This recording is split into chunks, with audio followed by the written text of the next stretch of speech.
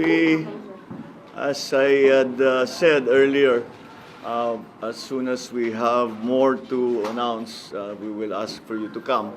So, sandali lang, we'll be debriefing. As I'm sure you know, nakakatanggap na ako ng mga congratulatory messages from different heads of states. Nakausap ko na ang unang nakatawag sa amin ay yung US, the President Joe Biden, and China, President Xi. Nakausap ko namin also the Japanese Prime Minister Kishida. I even spoke to the outgoing Prime Minister of Australia, PM Morrison, who just went through an election also. So, marami na talagang nangyayari, marami na talagang we are already being recognized. This new administration is being already recognized. Mukha namang walang problema sa recognition. Maybe the comfortable margin that we enjoyed during the election has a part to play with that. In connection of that, today I met with three ambassadors, the ambassador of South Korea, the ambassador of Japan, the ambassador from India, and now the head of station of the United States, where we were able to discuss many of the things that how we are going to handle the next few years in terms of our relationships with the different countries. Ang aking lang laging pinapaalala sa kanila, sinasabi ko, palagay ko, sa pandemyang ito, ang recovery ng lahat natin ay hindi kakayanin ng kahit isang bansa, kahit gaano kayaman. Kailangan the partnerships will be the one that will bring us through. Keep the global economy at least as stable as is possible, and will give us the opportunities for us to take advantage of the opening of the global economy. So I think that we were all in agreement that that is going to be the situation. Specifically in Japan, with the Japanese ambassador, we spoke about some of the ODA projects that JICA ODA that possibly we can pursue. At marami siyang ipinakita sa amin na mga possibilities in terms of infrastructure, in terms of transportation infrastructure, in terms of the usual horizontal infrastructure, and also of employment, where he would like to see an increase. Japan would like to see an increase of employment of Filipinos in Japan. So that we will pursue those opportunities further.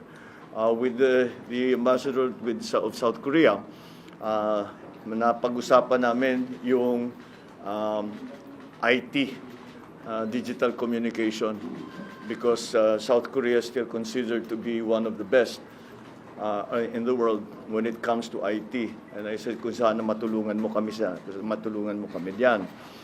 At pinag-usapan din namin with the South Korean ambassador, napag-usapan din namin yung offer nila at yung nakapunta na rito ng mga expert na nuclear power para tignan ang Bataan Nuclear Power Plant para makita kung ano ba ang maaring gawin.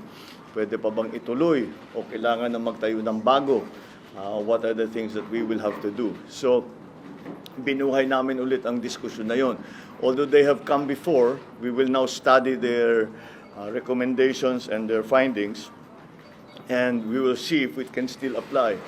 Because as we have been talking about all through the campaign, isa sa pinakamalaking problema is the supply of power. If we are going to industrialize post-pandemic, we are going to go through rapid industrialization when the power sector must be ready for that. And the problem with in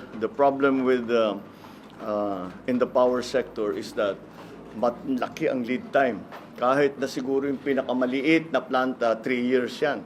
Minimum 3 to 5 to 7 years. But kahit na hindi aabutan ng administrasyon ko, we still have to start somewhere.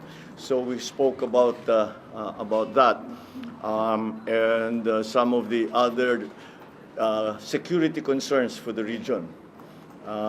Siyempre, North Korea is a continuing concern to South Korea, and the stability in our area is something that we had also discussed.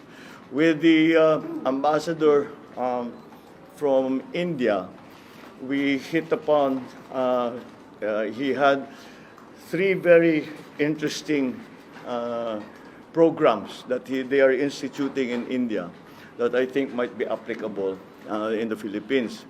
And we again agreed to go into these different areas in greater detail. Number one, of course, is agriculture. We have a lot, we can learn a lot, especially from India, not only in the techniques of agriculture, but also in the protection of farmers, and how to bring the average age of the farmers down from what it is now. Nababasa ko 57, 50, 56, 57 ang average age ng ating mga magsasaka. At walang pumapasok ng mga kabataan. And one of the solutions that was proposed is that it will, kung gawin nating high-tech yung ating agriculture, magiging interesting para sa mga mas bata. Because with the new technologies, we will need young people anyway. So we started talking about that in the protection of the farmers. I also, because it is one of the conclusions we arrived at during and after the pandemic, after the first hit of the pandemic, yung gamot. And we know that India is one of the largest manufacturers of generic drugs. And I think, I said, if we could go into partnership para magkaroon ng production dito sa Pilipinas, turuan nyo kami what is the manufacturing technology, what are the necessary things that have to be put in place. Is there new legislation? We have to put up a new agency, or we will have to do training of those of yung mga nasa atin na tao. But in the end, to be able to provide at least the basic, yung mga basic lang na mga gamot na dito na nanggagaling. Marami na tayong ginagawa pero marami pa rin kulang. And kaya naman siguro, I have no doubt na yung ating mga manufacturers dito, kaya naman nilang gawin yan. Pero we will get advice because may experience ang India. Kaya siguro naman marami silang maipapakita sa atin. Titignan natin kung babagay dito sa Pilipinas, baka maka-adapt tayo, and we will also be able to pursue that. The other very interesting area that we talked about with the Indian ambassador was their programs in India for microfinancing. And this is again because of the MSMEs that we are hoping to assist. To bring back, to create more jobs, to bring people back their livelihoods. Meron silang statistic na nagulat kaming lahat. Sinabi, 70 pesos pa lang, 70 pesos pa lang, pwede na silang magbukas ng account doon sa kanila. Napakaliit lamang, kaya na nila. So sabi ko, will you please send me material? Because I'm very, very interested in that. Kasi mabusisi ang trabaho na yan.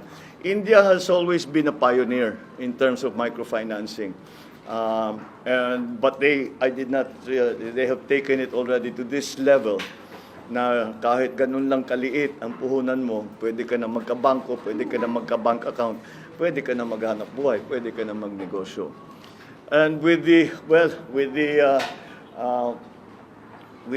American charge, well, as you can imagine, pagka kausap natin Amerikano, marami talaga kaming pag-uusapan. But primarily, one of the first subjects that we came upon were the assistances that the United States is offering to mitigate climate change in in different countries. At very active sila. They want to take a leadership role in the mitigation of the effects of climate change, of global warming. And I said, it is that became, nung nakita ko sa brief na yun ang kanilang ginagawa, ay nakita ko kagad kasi napakataas natin, top 3 tayo at risk sa climate change. So that is immediately of great interest. Security concerns, of course, have always been a big part of our relationship with the United States. But then the additional, ang aking sinasabi, it is very well. Of course, we will welcome any assistance for the economy that we can get from the United States. But I think that not only a dependence on aid from the United States, but also in trade not aid, balik pa rin tayo doon, trade not aid. And so to open the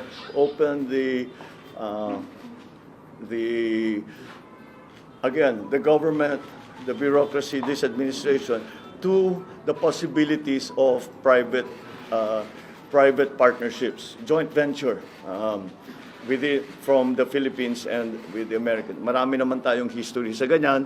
Marami nagbubukas dito ng kumpanya na American for a long time now. So that is a well-established route or role that we have the part of our relationship. Siyempre, security concerns, pinag-usapan namin the return or the re-signing or the extension of the VFA agreement and how it has to be redefined for the near future with the changing situation around the world, especially in our region. Siyempre, yun ang ating primary concern. So we talked about some new technologies that might be available to us in terms again of power generation, but which ang usapan talaga nasa climate change. Napunta kasi naman climate change na pupunta yan sa lahat ng sektor eh. Kaya yun ang napunta sa power, napunta sa agri, napunta sa iba't ibang sektor. So that is the extent of my discussions with the ambassadors today. With some of the diplomats that came to see me today. This is not the first time I've met with them. This must be about the second, third, or fourth time already dahil nung kampanya pa lang, marami nang pumupunta, nagtatanong, ano ba talagang iniisip mo, ano yung binabalak mo. And this is just to further the discussion so that we get into actual practical detail. Hindi lang yung mga vague ideas of what can be done. But really to dig down and to see what can be done, what needs to be done para mag-succeed itong mga program na ito. What do we have to do in the Philippines? What can we expect from our partners around the world? So that's basically it. Except for some of, I think yung inaantay nyo talaga yung mga appointment. Yes. Well, na ano tayo our friend the incoming DOJ secretary has already announced it himself, so sigundahan ko na lang siya that Boying Remulla, I have asked him to join the government as DOJ, the Secretary of the Department of Justice. I think he will be very good. He has as you know, he has a great many years of experience in government, number one, and what many people do not know is that he's actually a very, very good lawyer, and so I think he will fit very nicely into the DOJ. I guess we can talk about our last meeting already. I had over lunch the former Secretary Laguesma of DOLE and Tuts Ople to talk about the labor segment, both DOLE and the new Department of Migrant Workers. Our new my nominee for Dole is going to be the former Secretary Laguesma, to return. And we've asked help from Tuts Ople to start organize already the Department of Migrant Workers, so that when the time comes that we are mandated to start operations, we are ready. Hindi na tayo mag-a-adjust, hindi na tayo magpapalit. Kaya ang naging concern ko is mahirap naman kung magbabago tayo 2 years from now, babaguhin natin dahil magkakaroon ng Department of Migrant Workers, kung ititigil pa natin ang services bago tayo nag-organize. So sabi ko, para hindi matigil ang functions, ay ngayon pa lang, umpisahan na nating pag-isipan kung ano ang gagawin natin para pagdating ng panahon ay mabilis na. The Department of Migrant Workers from the day one will immediately be operational and performing its function. That's really my general policy sa lahat na ito, is to fix policy as early as now, so that when the time comes that we are giving now our nominations to the CA, ay mabilis na ang magiging proseso. At kahit na hindi pa ma-confirm yung mga iba, hindi pa natapos ang confirmation process ng mga iba, ay ang mangyayari ay marami na tayong naintindihan na ng mga tao natin, the cabinet secretaries and the rest of government, kung ano yung kailangan gawin, what is expected, what the timetable has to be, so that we can immediately start work as soon as the term of the next administration begins. I have also tapped an old friend who also was formerly in this position, Arce Balisacan, who was our former NEDA, and I've asked him to return to NEDA. I've worked with him extensively in the time that I was governor. We have very similar thinking in that regard. Kaya't malakas ang loob ko. I know he's very competent. I know his policies are policies that will be to the betterment of our country and for employment, for the development of the economy. Nag-uusap kami ng ilang oras at mukha namang tumutugma ang aming pag-iisip tungkol sa approach natin dito sa mga darating na ilang taon when it comes to the economic managers. I know that siyempre ang punot dulo talaga na susunod na administrasyon is the economy. Kaya alam ko yan, inaabangan na talaga ninyo. Allow me and maybe a few more days for me to be able to announce formally who will be part of the labor sector is going to be very much part of any redevelopment and recovery of the economy. So that's part of it. NEDA, obviously. Sa NEDA, having come from governor, sabi ko dapat ibalik natin yung primary function ng NEDA. NEDA, you have to remember, is the National Economic Development Authority. And the process has always been that the provincial development councils will forward their recommendations to the regional development council, which will forward their recommendations to NEDA. Hindi na nasunod yun. Kailangan natin maibalik because, again, being a proponent of local government, we need to hear from local governments so that what we do at the national level is relevant to the needs and the concerns of local government. So that's it for now. I think that's enough to be getting on with. We're working very hard on the other departments, and dahan-dahan naman. We are beginning to fill the positions. I still have to talk to them some of our proposed nominees. And we have to understand na nagkakasundo kami sa polisiya. Kasi kung di naman sila mag-agree, mahirap naman masyado yun. So we will continue to discuss with them. And should they agree, umpisahan na namin ang mga planning para diyan. So I wanted, technically talaga, dapat after proclamation itong mga announcement na ito. Pero I know na maraming hindi na makapag-antay dahil nga napaka-importante itong mga appointment na ito. But allow me the luxury of a few more days and we will be able to announce more. At the moment, siyempre nakaabang na kami sa canvassing. My best information is that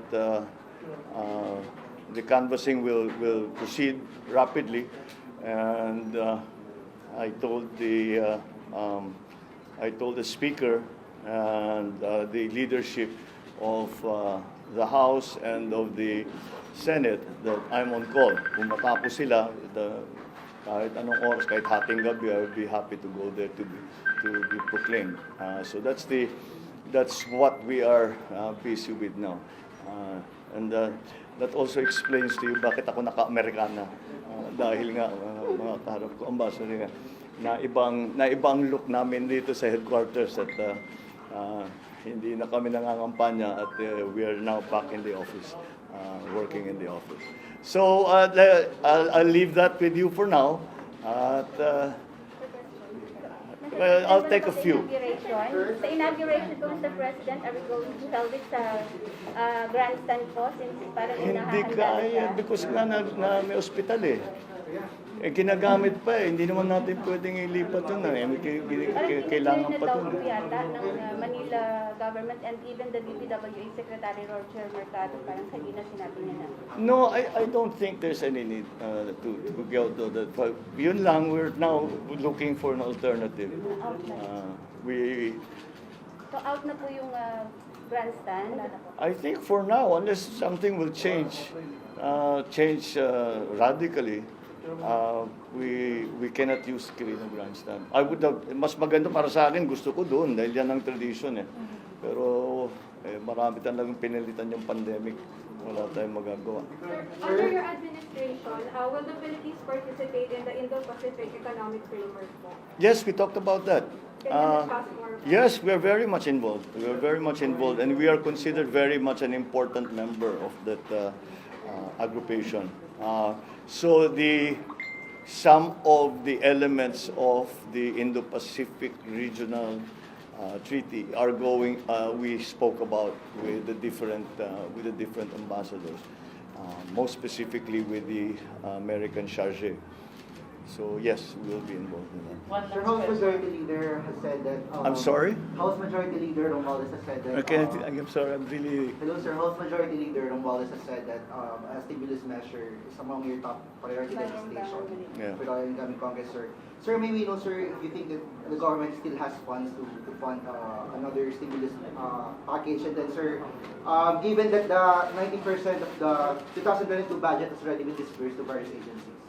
Yes, there are slight differences because although it has been disbursed, not all of it has been spent. So meron pa tayong breathing room, pero konti na lang. And so that's why we will have to look to the new budget, the budget for 2023, which is presently being written. We have to look at that to find sufficient funds for the things that we want to do. Kasi talaga, basically, move some public expenditure away from non-investment expenditures to more investment-led expenditures. Again, to revitalize, to really retool the economy. So are you also open to selling government assets such as Manila and a portion of Manila Bay as proposed by Congressman Salceda to pay for the country's debt, sir? I'm always very wary of selling government assets. So as a matter of principle, I'd rather not. So, yes. Sir, just a follow-up. How do you think the Philippines will benefit from the Indo-Pacific Economic Framework? Well, it's going to be, because now, as I said, the survival and the stability of the global economy, or even just the regional economy, is going to depend on the partnerships we make with other countries. And that's why that's going to be very important. We have to open as much of the economy as we can to trade. And that's where these kind of treaties come in. Okay, thank you. Maraming salamat.